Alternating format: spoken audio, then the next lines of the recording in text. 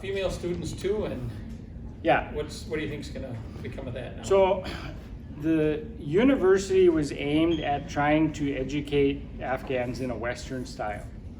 So we had mixed gender classes. For me, it was a big experience because I would come into the class the first day and the boys would be on one side and the girls would be on the other. Getting them to mix, getting the boys to listen to females, all those things that go around with that was very challenging for both them and us. But after one semester or in time, I would see the girls who would wear a headscarf slowly push it back a little further, a little further. By the end of a year, this scarf was just around their neck. They were felt very free, very open.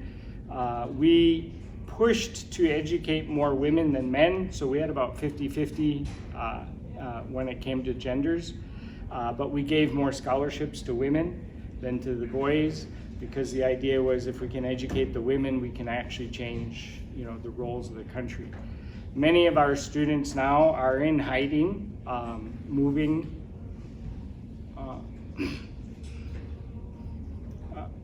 around. They come from all over, so I hear all the stories.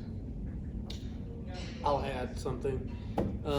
Just during my time there, we had firsthand experience of something similar like this, where a female and a male were kind of basically running from the parents because they were, worried they were going to be killed because she got pregnant from her boyfriend. And, just because of the Afghanistan culture and the culture of their religion, I think just kind of, there's no leeway there for someone to mess up, especially a woman. So we did see this, and there's, the sad reality of it is you're on mission, there's not really much you can do for people like that. So a lot of times there was not much we can do, so, but. It really leads to moral injury. You watch it and you can't do anything.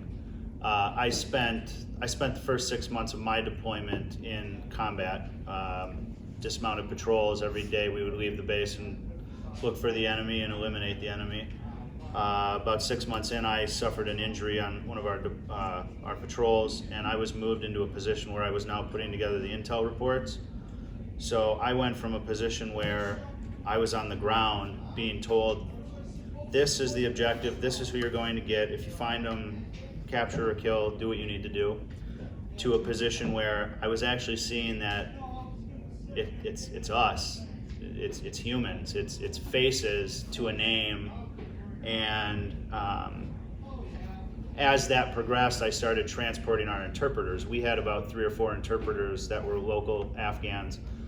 Most of them lived 50, 60, 100 miles away from where we were because of fear that if it's like law enforcement, you typically don't work where you sleep. So I had to transport these gentlemen across the country, and I saw more parts of the country than I think even like generals see. I was on private planes and helicopters moving these interpreters back and forth, and many nights I spent on Kabul and Bagram and the large bases, and these two would be Afghans sitting next to me, and we would just be talking in a tent. I would Skype my family, and they would sit in the back and wave. They all talked about how excited they would be to eventually come to America and have us take care of them. They all had families. None of them made it. They all died within like 24 to 36 months. Most of them were in firefights or IED explosions. So like I had a very close relationship with these individuals. So everything that kind of happened over the last 2 weeks really brought that back, seeing what had happened.